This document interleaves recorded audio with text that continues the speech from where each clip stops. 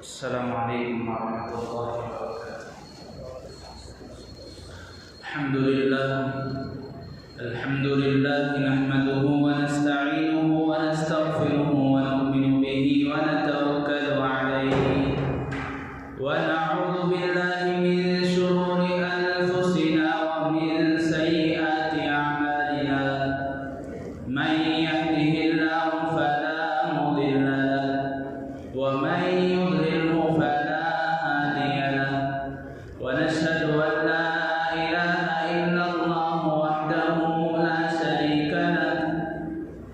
ونشهد أن سيدنا وسندنا وحبيبنا ومولانا محمدا عبده ورسوله. أما بعد فقد قال الله تبارك وتعالى في القرآن المجيد: أعوذ بالله من الشيطان الرجيم، بسم الله الرحمن الرحيم. يا أيها الذين آمنوا قوا أنفسكم وأهليكم نارا وقودها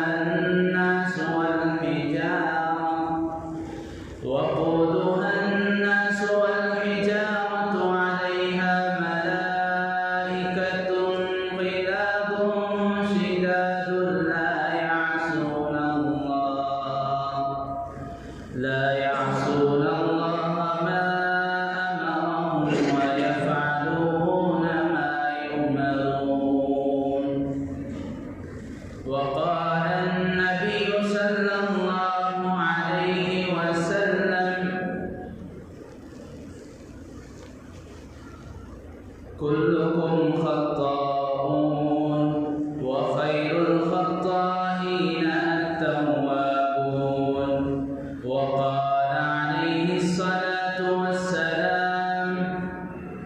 من أطاعني دخل الجنة ومن عصاني فقد أبى، أو كما قال رسول الله صلى الله عليه وسلم. آمنت بالله صدق الله العلي العظيم وصدق رسوله النبي الكريم، ونحن على ذلك من الشاهدين والشاكرين، والحمد لله رب العالمين. اللهم صل على سيدنا ومولانا محمد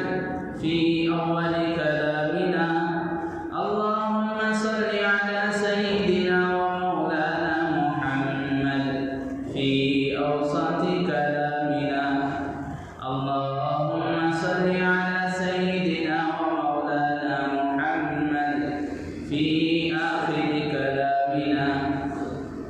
اللهم أيدنا بتأييدك، اللهم أيدنا بتأييدك، اللهم أيدنا بتأييدك يا رب العالمين. محترم معزز بزرگوں، دوستوں، نوجوان بھائی،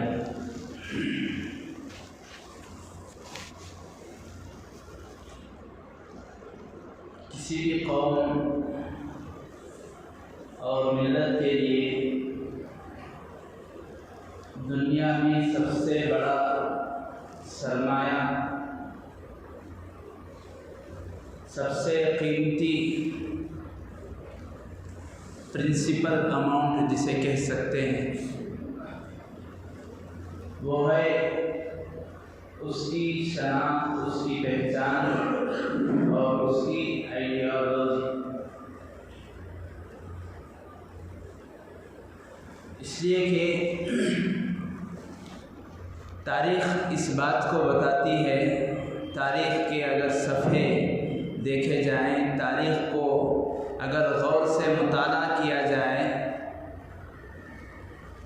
تو اس سے یہ بات معلوم ہوتی ہے، یہ خلاصہ نکلتا ہے کہ جب بھی جس قوم نے بھی اپنی شناخت اور اپنی پہچان جو کہ قیمتی سرمایہ ہے، اپنی آئیڈیالوجی کو یا تو چھوڑ دیا یا تو بھلا دیا، تو اس صفحہ ہستی سے، اس دنیا سے اس کا وجود ہی مٹ جائے۔ یعنی جو بھی قوم، جو بھی طبقہ، جو بھی ملت دنیا میں رہتے ہوئے اس قوم کی، اس طبقے کی، اس ملت کی ایک الگ پہچان، ایک شناخت ہوتی ہے جس سے وہ جانی جاتی ہے، جس سے وہ پہچانی جاتی ہے، جو سارے قوم کا ایک نام ہوتا ہے، اجتماعی نظام ہوتا ہے، اس چیز کی وجہ سے اس کا وجود باقی رہتا ہے۔ اب اگر اس چیز میں کمی آ گئی، کمزوری آ گئی، یا تو قوم نے بالکل چھوڑ دیا یا اس کو بھلا دیا، تو دھیرے دھیرے ایسے حالات ہو جاتے ہیں، ایسے حالات اور قوم و ملت خود کر رہتی ہے کہ اس کا وجود کا باقی رہنا بھی مشکل ہو جاتا ہے۔ اب اس بات کو، اس تمہید کو ذہن میں رکھتے ہوئے آگے کی بات کو سنیں۔ آج ساری دنیا میں، صرف ہمارے ہندوستان، بھارت کی مسلمانوں کی بات نہیں، ساری دنیا میں جہاں بھی مسلمان ہیں ان کو دو طرفہ جنگ کا سامنا کرنا پڑ رہا ہے، جسے ٹو سائیڈ وار کہتے ہیں۔ دو طرفہ مصیبتیں، دو طرفہ پریشانیوں کا سامنا کرتے ہوئے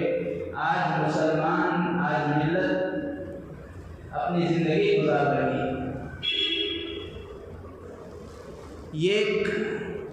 ایک جنگ کیا ہے، ایک پریشانی کیا ہے، ایک بہت بڑی مصیبت کیا ہے؟ وہ ہے اپنے وجود کو باقی رکھنے کے لیے ایک جنگ۔ جیسا کہ ابھی قریب ہی کا عرصہ گزرا جس میں چند ایسے قوانین، ایسے بل لائے گئے تھے جس کی وجہ سے ہر ایک، صرف مسلمانوں کو نہیں، عمومی طور پر دوسرے مذہب، دوسرے طبقے، دوسری ملت کے لوگوں کو بھی پریشانی کا سامنا کرنا ہو رہا تھا یا ہو سکتا تھا، جس کی وجہ سے احتجاجات ہوئے، پریشانیوں کا سامنا کرنا پڑا، عورتیں سڑکوں پر آ گئی، بچے روڈوں پر بلبلانے لگے، اور ہر کوئی جو ہے اپنے کام دھندے، کاروبار، تجارتیں، بزنس سب کچھ بھول کر اس سرزمین پر اپنے وجود کی لڑائی لڑ رہا۔ ایک تو یہ ہے مسلمانوں کے لیے بہت بڑی مصیبت، یہ ایک جنگ موجودہ حالات میں، موجودہ ایام میں، اور دوسری ہے اپنی شناخت اور اپنی پہچان کو باقی رکھنے کی جنگ، اپنی آئیڈیالوجی کو باقی رکھنا اور اس شناخت اور اس پہچان کے ساتھ زندگی گزارنا، اس پہچان کے ساتھ مرنا۔ یہ دو چیزیں، دو مصیبتیں، دو طرفہ جنگ ہے جن سے نمٹنا آج ہر ایک کو ہے، ہر ایک مسلمان کو ہے، اور بہت سارے جگہوں پر ملک کے اس سرزمین کے مختلف ممالک میں، مختلف حصوں میں، مختلف ٹکڑوں میں، مختلف شہروں میں بہت سارے لوگ اس سے ان پریشانیوں کا سامنا یا تو کر چکے ہیں یا تو کر رہے ہیں، اور ہم لوگ بھی، ہم نے بھی ایک طرفہ جو مصیبت کا سامنا کیا، ابھی ایک طرفہ مصیبت آ رہی ہے یا آ سکتی ہے، اس کا سامنا ہمیں کرنا ہے، اور وہ ہے اپنی شناخت اور اپنی پہچان کی بقا۔ بزرگان محترم، اللہ تبارک و تعالیٰ نے جو شناخت، جو پہچان اسلام کے تحفے میں، اسلام کے ذریعے سے ہم لوگوں کو جو دی ہے، بحمد اللہ و فضلہ، اللہ تعالیٰ کے فضل اور کرم سے اس شناخت اور پہچان پر ہمیں ناز ہے، اس لیے کہ یہ جو آئیڈیالوجی ہے، یہ جو شناخت ہے، یہ جو پہچان ہے، کسی قوم و ملت کی ایسی پہچان نہیں ہو سکتی، اور وہ پہچان ہے توحید، اور وہ اپنی شناخت ہے اللہ تبارک و تعالیٰ کی وحدانیت، اللہ تبارک و تعالیٰ کی للہیت۔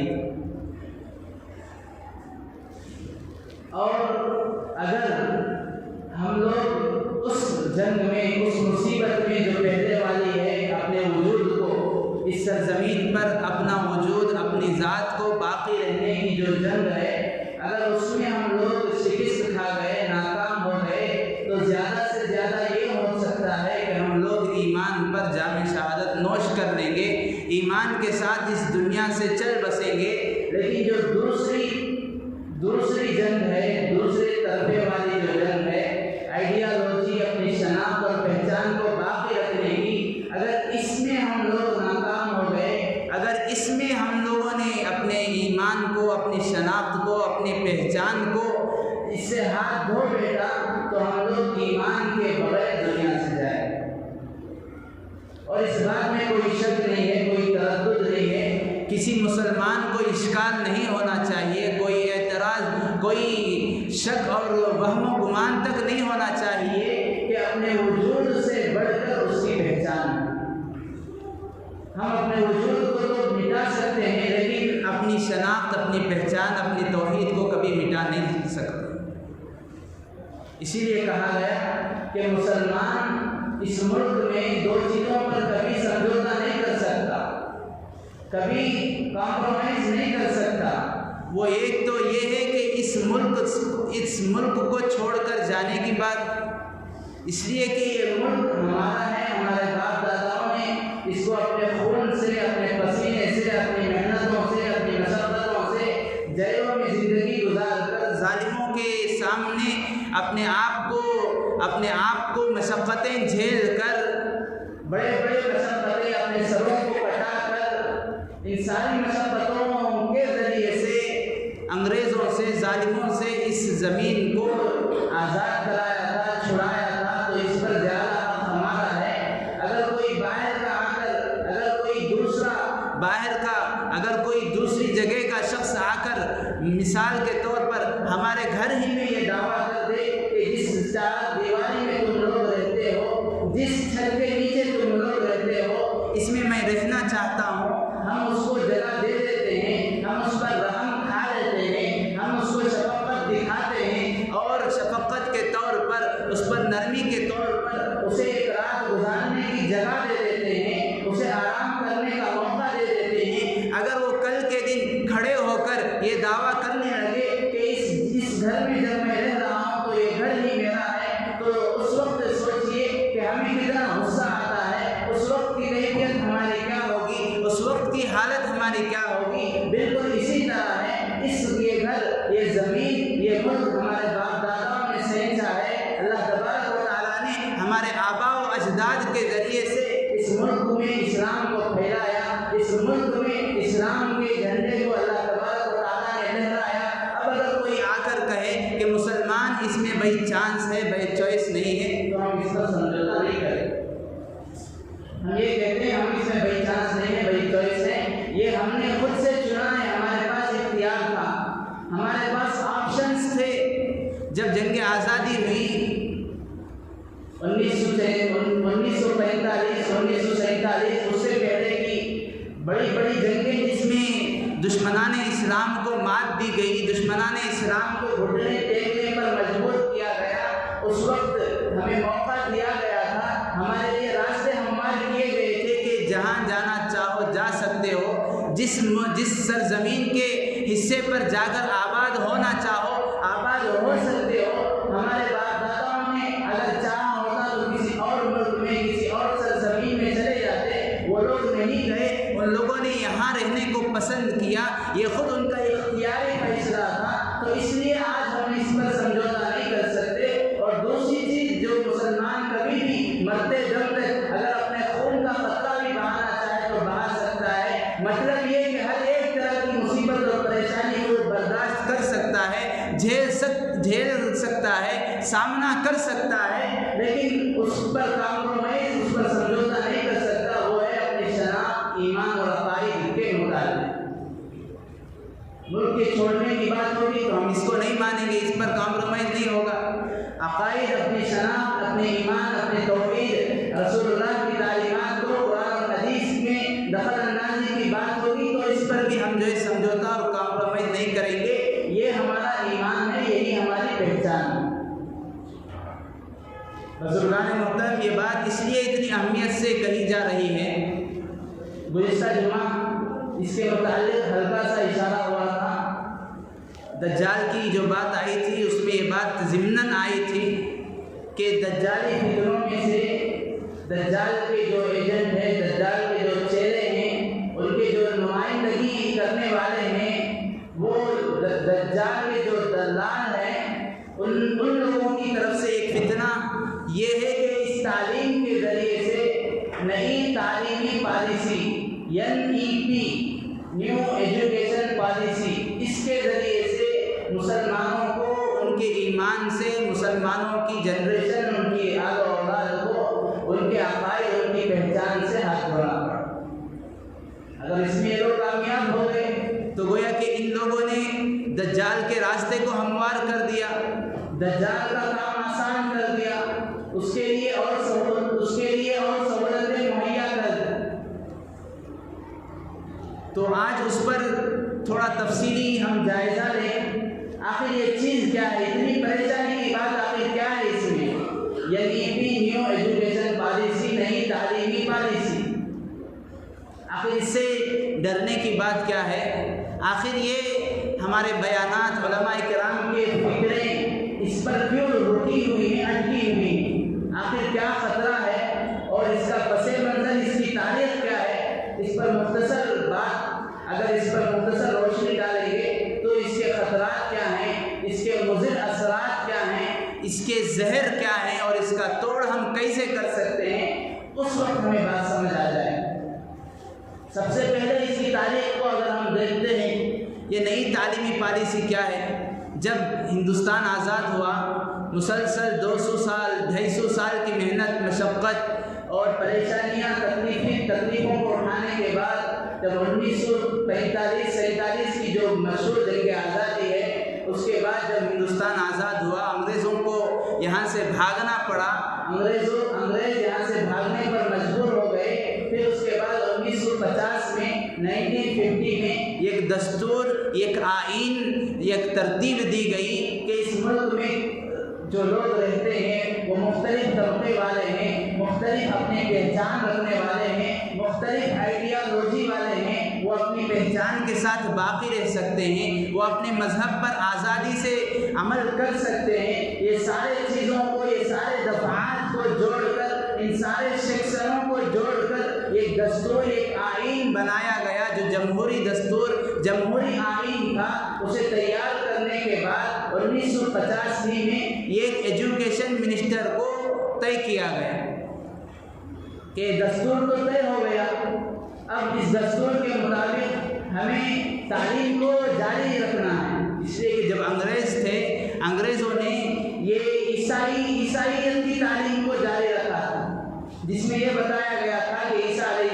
السلام اللہ کے بیٹے ہیں، اور اس طرح جو ان کے عقائد اور نظریات ہیں وہ ساری چیزیں انگریزی میں شامل تھیں، نہ اس میں سنسکرت تھی، نہ فارسی تھی، نہ اردو تھی، نہ ہندی تھی، صرف انگریزی تھی۔ انگریزی میں یہی مضمون اور مواد تھا۔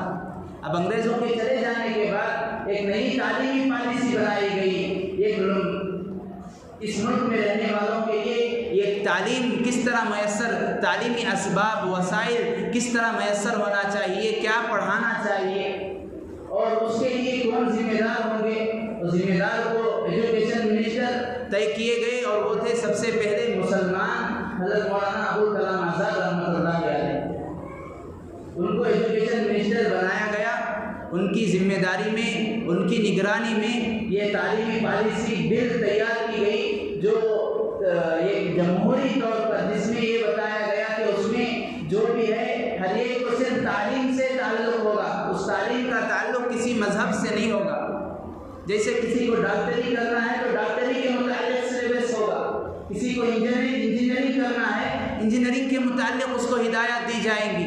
کسی کو کچھ اور پڑھنا ہے، کچھ اور بننا ہے، تو اس کے لیے جو ضروری ہے ان چیزوں سے بحث کی جائے گی، ان چیزوں کی چھیڑخانی ہوگی۔ کسی مذہب کو بنیاد بنا کر، کسی مذہب کو نکال کر، کسی مذہب کو داخل کر کے وہ تعلیمی پالیسی نہیں بنائی گئی۔ اس طرح سب سے پہلے تعلیمی پالیسی بنائی گئی 1950۔ پھر زمانہ آگے بڑھا تو کچھ زمانہ بڑھنے سے بعض ضروریات بڑھتے ہیں، زمانے کے بڑھنے سے بعض اور حاجات سامنے آتے ہیں جن کا سیکھنا، جن کو جاننا، بعض ایسے ہنر آ جاتے ہیں جو بہت ضروری ہو جاتے ہیں۔ تو اس اعتبار سے 1968 میں پھر دوسری مرتبہ تعلیمی پالیسی میں تھوڑی ترمیم کی گئی،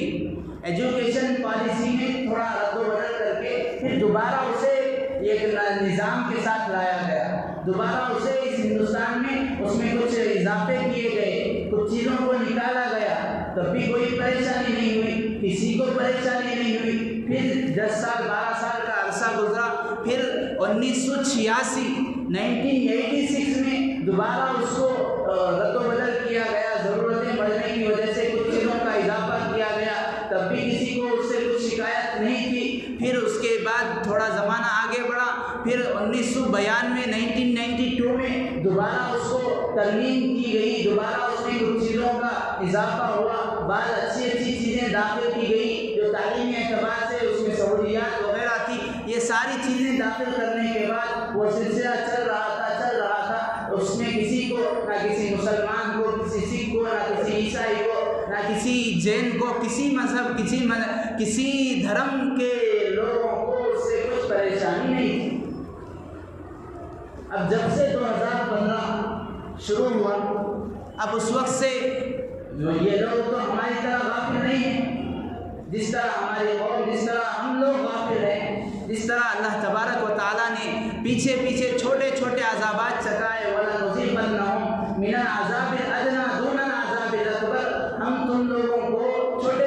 مزے عذاب چکاتے ہیں تاکہ تم لوگ میری طرف لوٹ آؤ، تاکہ تم لوگ اپنے جینے کا مقصد جان سکو، دنیا میں بھیجنے کی وجہ تم جان کر اس پر عمل پیدا ہو سکو، اس لیے ہم چھوٹی مصیبتیں بھیجا کرتے ہیں۔ دون العذاب الاکبر، وہ بڑا عذاب نہیں ہے، بڑی مصیبت نہیں ہے، وہ تمہیں ہو سکتا ہے بڑی مصیبت لگے، تمہیں ہو سکتا ہے بڑی پریشانی لگے، تمہیں ہو سکتا ہے بڑی جنگ لگے، بڑی جنگ تم اسے شمار کرنا چاہو، لیکن وہ تو چھوٹی مصیبت ہے۔ ہم صرف چھوٹی مصیبتیں دیتے ہیں تو تم برداشت نہیں کرتے، اگر بڑی مصیبت دیں گے تو تمہارا کیا حال ہوگا؟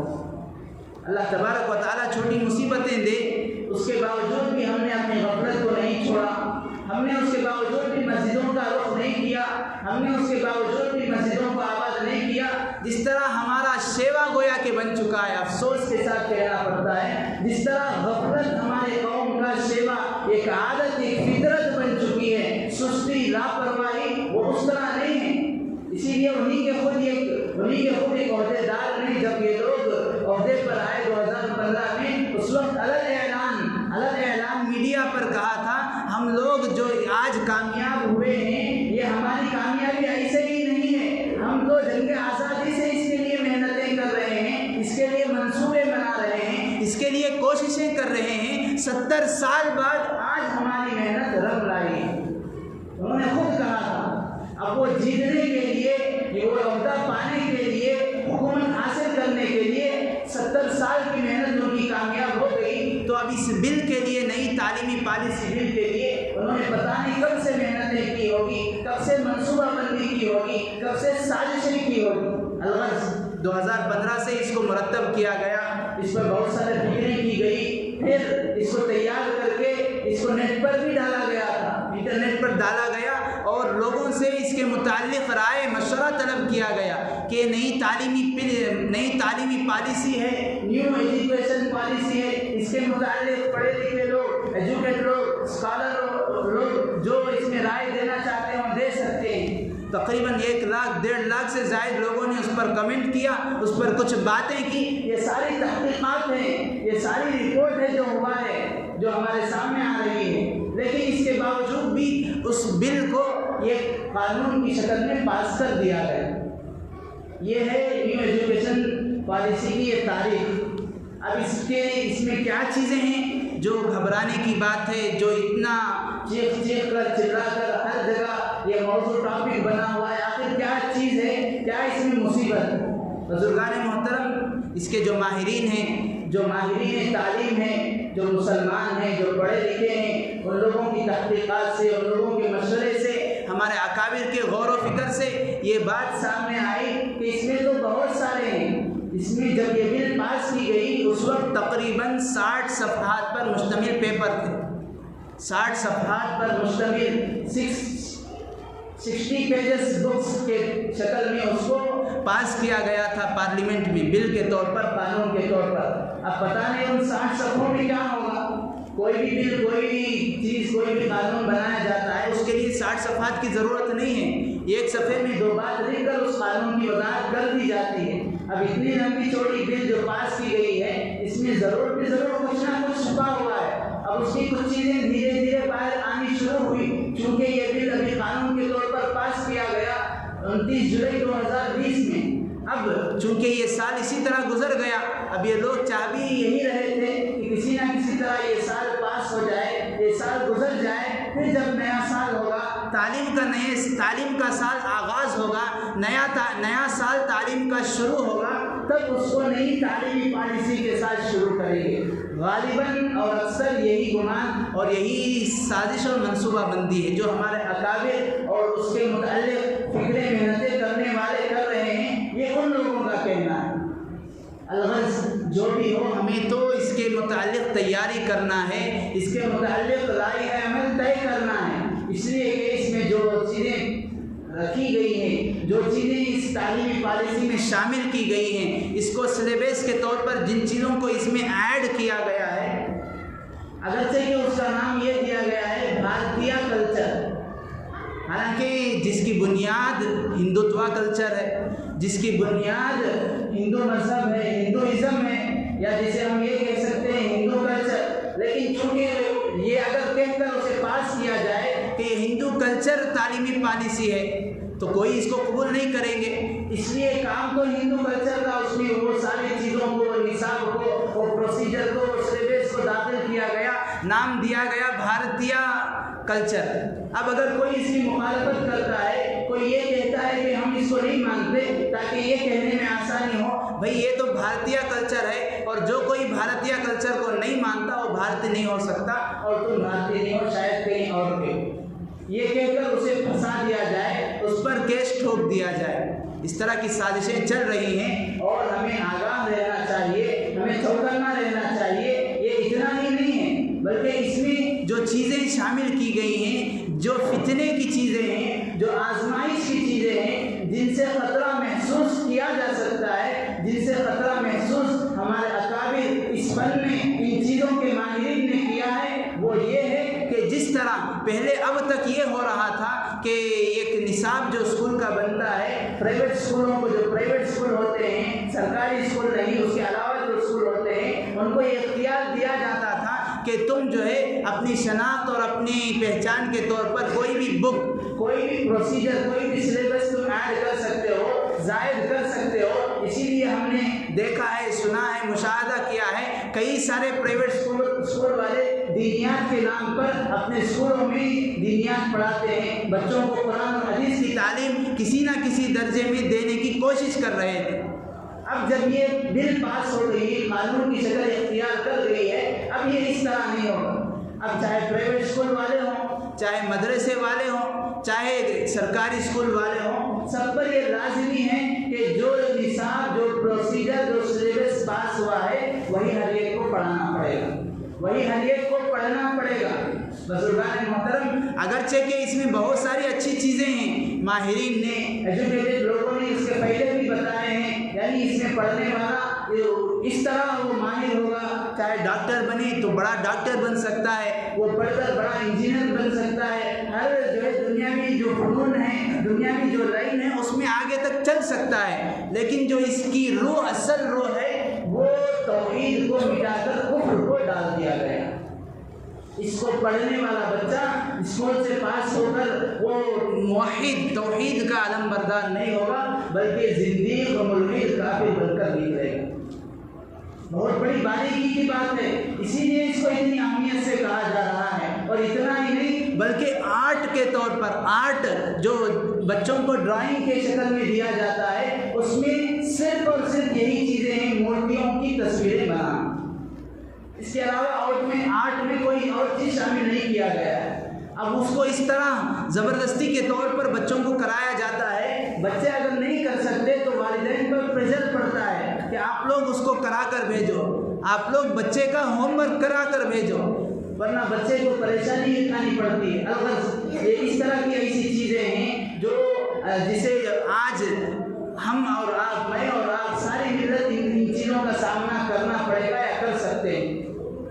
بزرگان محترم، یہ کہنے کا مقصد ہمیں ڈرانا نہیں ہے، ہمیں جو ہے اس سے ڈر کر جو ہے اور لے کر بیٹھنا نہیں ہے، بلکہ اس کے لیے کیا نئی عمل ہم تیار کر سکتے ہیں۔ اس لیے کہ اس سے پہلے بہت سارے بل پاس ہوئے ہیں، ہم نے اس کے لیے کچھ نہ کچھ رد عمل کیا، ہم نے احتجاج کیا، ہم نے کچھ نہ کچھ لکھ کر اسے بھیجا، ہم نے اس کی مخالفت کی۔ اور جب طلاق کا بل پاس، 3 طلاق کی بل پاس ہوئی، ہماری وہ عورتیں جو گھر کی چہار دیواری میں رہا کرتی تھی، کبھی گھر کا آنگن انہوں نے اگالا نہیں تھا، لیکن اس بل کی مخالفت میں ہماری وہ عورتیں بھی روڈوں پر آ گئی، اور دودھ پلاتی مائیں اپنے بچوں کو لے کر روڈ پر آ گئی، نہ گھر کا خیال ہے، نہ گھر کی فکر ہے، مستقل چلا، مستقل مہینے مستقل ایک جگہ بیٹھ کر انہوں نے احتجاج کیا۔ اللہ انہیں جزائے خیر نصیب فرمائے، لیکن ان لوگوں پر کچھ اثر نہیں ہوا۔ ان لوگوں نے چونکہ کچھ ٹھان لیا تھا، یہ سازش تھی، منصوبہ بندی تھی، یہ پری پلان تھا، وہ لوگ اسے کچھ کیے ہیں، اسی طرح اس کے متعلق بھی سازش ہے۔ اس لیے ہمیں کیا کرنا چاہیے، ہم اس میں کس حد تک کامیاب ہو سکتے ہیں، کس راستہ، کون سا سبب ہم اپنا سکتے ہیں۔ اس لیے کہ اگر اس کی مخالفت کریں گے، ہم اس کو نہیں مانیں گے، یہ کہنے سے، مخالفت سے دہشت گردی کا لیبل لگا کر ہمیں پاکستانی قرار دے دیا جائے گا۔ یہ ایک مصیبت ہے، ایسا نہیں ہے کہ اس مصیبت سے جو ہے ہر کوئی آزاد ہے۔ جہاں بھی مسلمان ہیں، اللہ تعالیٰ کا ضابطہ ہے، قانون ہے، احسب الناس ان یترکوا ان یقولوا آمنا وهم لا یفتنون۔ اللہ تعالیٰ نے قرآن پاک میں کہا، کیا لوگ یہ اپنے آپ میں گمان کرتے ہیں، کیا تم لوگوں کا یہ وہم ہے، یہ گمان ہے، یہ سوچ ہے کہ تم نے کلمہ لا الہ الا اللہ پڑھ لیا اور تمہیں آزمایا نہیں جائے گا، تمہارے اوپر حالات نہیں آئیں گے، تمہیں پریشانیوں کا سامنا نہیں کرنا پڑے گا۔ جب تم نے توحید کی چادر کو اوڑھ لی ہے، جب تم نے توحید کو اپنا لیا ہے، رسول اللہ کی اتباع اور آپ کی سنتوں کو پابندی سے عمل کرنے کی ٹھان لی ہے، اب تمہیں مصیبتوں سے گزرنا پڑے گا، اب آزمائشیں آئیں گی۔ جس کا ایمان جس درجے کا ہوگا اس پر اتنی سخت آزمائشیں آئیں گی، اب ان سے گزرنا ہے۔ ایسا نہیں کہ اب ہم یہ دیکھ کر اپنے بچوں کو اسکولوں میں پڑھانا چھوڑ دیں، یہ بھی بالکل غلط ہے۔ جس طرح گھر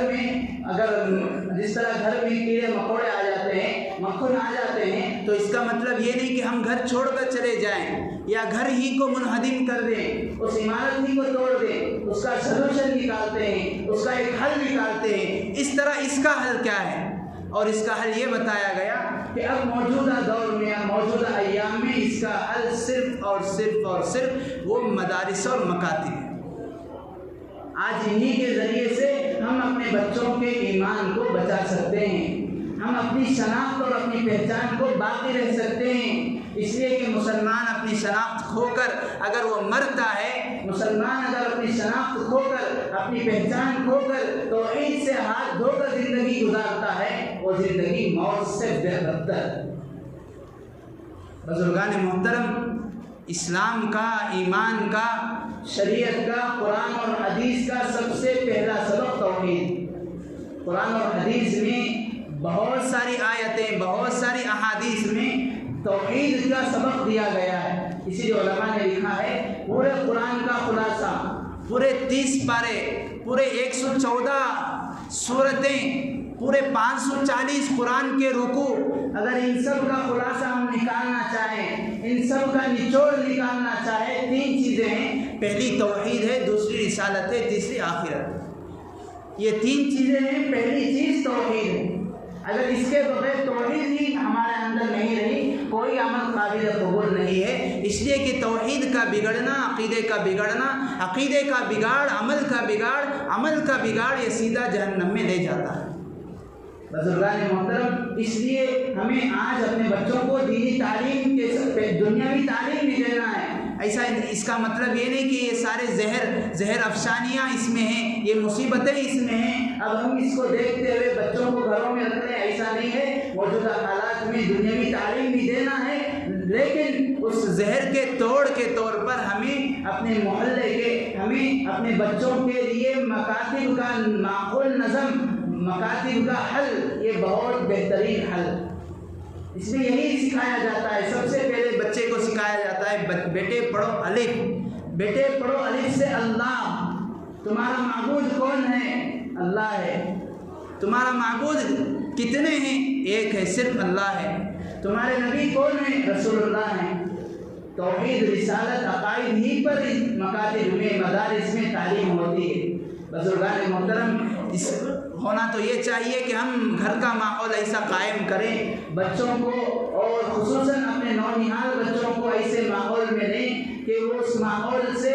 ایمانی ماحول میں آ جائیں۔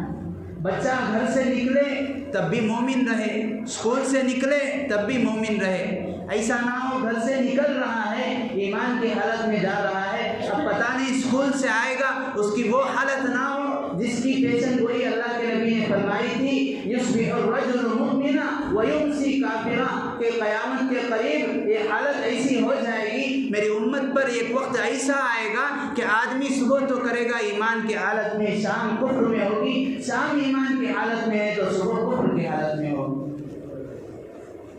عزیزان محترم، اس لیے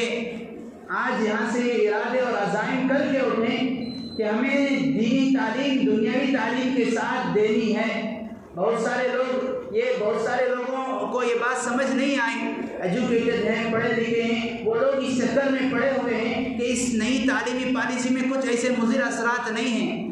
یہ بھی ہم لوگ بات مانتے ہیں، اس کے ماہرین یہ بات اعتراف کرتے ہیں، اس میں جہاں جو سہولیتیں دی گئی ہیں، جو آسانیاں دی گئی ہیں، جو بہت ساری فرمائشیں اس میں پوری کی گئی ہیں، وہ اس سے پہلے اس سے پہلے جو تعلیمی بل تھی، تعلیمی پالیسی اس سے پہلے جو ہوا کرتی تھی 1992 کی، 1986 کی، 1968 کی، ان میں نہیں تھی، لیکن جو اس کی روح ہے وہ روح ہی خراب ہے، وہ ہے کفر، وہ ہے ایمان کی مخالفت۔ اور بہت سارے لوگ اب اس میں یہ تعلیمی پالیسی بالکل لانے والے یہ کہہ رہے ہیں یہ جو ہے ہندو مذہب نہیں ہے، یہ تو بھارتیہ کلچر ہے، ہم لوگ اس تعلیمی پالیسی بل کو وہ اس زمانے میں لے کر جانا چاہتے ہیں جو مغلوں سے پہلے کا زمانہ تھا۔ مغل بادشاہ جب آ کر تقریباً 800-900 سال وہ حکومت کر کے گئے تو اس سے پہلے جو کلچر تھا وہ ہندو کلچر تھا بھارت میں، ہم اسے لانا چاہتے ہیں، وہ بھارتی کلچر تھا، ہم جو ہے تعصب نہیں کر رہے ہیں۔ اس طرح کے ہیلے بہانے ہیں، اگر یہ ہیلے بہانے ہیں تو یہ اپنی پہچان مغلوں سے پہلے کی بتا رہے ہیں، ہماری پہچان تو حضرت آدم علیہ السلام سے۔ بھارت کی سرزمین میں نازل ہونے والے پہلے فرد حضرت آدم ہیں۔ سب سے پہلا ریلیجن، سب سے پہلا کلچر، سب سے پہلی شناخت، سب سے پہلی آئیڈیالوجی آنے والی اسلام ہے، دین ہے، تو ہمیں تو اپنا کلچر لانا چاہیے تھا۔ جب ہم لوگ اس ملک میں رہتے ہیں، جب ہم نے اس ملک کو آزاد کیا، سب نے مل کر آزاد کیا، اکثر حصہ ہمارے اکابر آبا و اجداد کا تھا، تو ہم نے اس ملک کو، اس سرزمین کو گلستان بنا دیا۔ اس گلستان میں ہر قسم کے پھول ہیں، ہر قسم کے لوگ ہیں، مختلف طبقے والے ہیں، مختلف مذہب والے ہیں، مختلف پہچان والے ہیں، اس لیے اس کی 1950 میں یہ آئین بنائی گئی کہ اس میں ہر ایک شخص، ہر ایک ملت والا، ہر ایک مذہب والا اپنی مذہب پر آزادی سے عمل کر سکتا ہے۔ ہم نے بھی یہی چاہا کہ ہم اپنی آزادی مذہب پر ہم عمل کر لیں گے، ہم نے اس پر کمپرومائز کر لیا تھا۔ ہونا تو یہ چاہیے تھا کہ ہم جو ہے یہاں پر اسلام کا پرچم لہرا دیں۔ لہٰذا یہ سارے ہیلے بہانے، یہ ایک سازش ہے، یہ ایک جال ہے جس کے ذریعے سے بہت سارے پڑھے لکھے لوگوں کو، ایجوکیٹڈ لوگوں کو اپنے جال میں پھانسنے کی کوشش کر رہے ہیں۔ اگر اس کی روح تک پہنچنے کی کوشش کی جائے، اس کی گہرائی، اس کی باریکی کو غور سے دیکھا جائے، یہی ہے، وہ ہے کفر۔ الحاد ہے، زندیقیت ہے، بچے کا ایمان سے ہاتھ دھونا ہے۔ اس لیے گزارش ہے بزرگان محترم، عزیزان گرامی، ہمیں اگر آج ہم نے غور نہیں کیا، آج ہم نے سستی کاہلی کو نہیں مٹایا، غفلت سے ہم نہیں جاگے، تو ہماری نسلیں، ہماری اولاد، ہماری ذریت، ہماری جنریشن آگے چل کر کبھی ہمیں معاف نہیں کرے گی۔ آگے چل کر ہماری قبر پر آ کر درود پڑھنے کے بجائے گالیاں بک کر جائے گی، ہمارے لیے وبال بن جائے گی۔ ہمارے لیے اولاد تو ذخیرہ بنتی ہے، اولاد تو دنیا کی اولاد دنیا میں رہتے ہوئے والدین کے قبر میں چلے جانے کے بعد صحیح تعلیم اور تربیت کرنے پر ولد صالح یدعو لہ، یہ اس کے لیے ذخیرہ آخرت ہے، ثواب جاریہ ہے، صدقہ جاریہ کے طور پر رسول اللہ صلی اللہ علیہ وسلم نے بیان فرمایا ہے۔ اس لیے گزارش ہے کہ ہم اپنے بچوں کی دینی تعلیم کا فکر کریں اور اس کے لیے یا تو وہ ماحول فراہم کریں جو ماحول ایمانی ماحول ہو، توحید والا ماحول ہو۔ عموماً گھروں میں یہ ہوتا ہے ہم ماحول تو قائم کر سکتے ہیں لیکن بچے کے لیے مستقل اتنا وقت نہیں دے سکتے، اگر دے سکتے ہیں تو اتنا علم ہم نہیں دے سکتے، اتنی معلومات ہمارے پاس نہیں ہوتی۔ اسی لیے یہ مدارس مکاتب ہیں، ان کا کام ہی یہی ہوتا ہے بچوں کو دینی ماحول میں رکھ کر دینی معلومات فراہم کریں، توحید بتائیں، رسالت بتائیں، عقیدہ بتائیں، آخرت بتائیں، موت کے بعد کی زندگی، موت سے پہلے کی زندگی، یہ ساری چیزوں کو بیان کیا جاتا ہے، سکھایا جاتا ہے، پڑھایا جاتا ہے۔ اللہ تبارک و تعالیٰ سے دعا ہے اللہ تبارک و تعالیٰ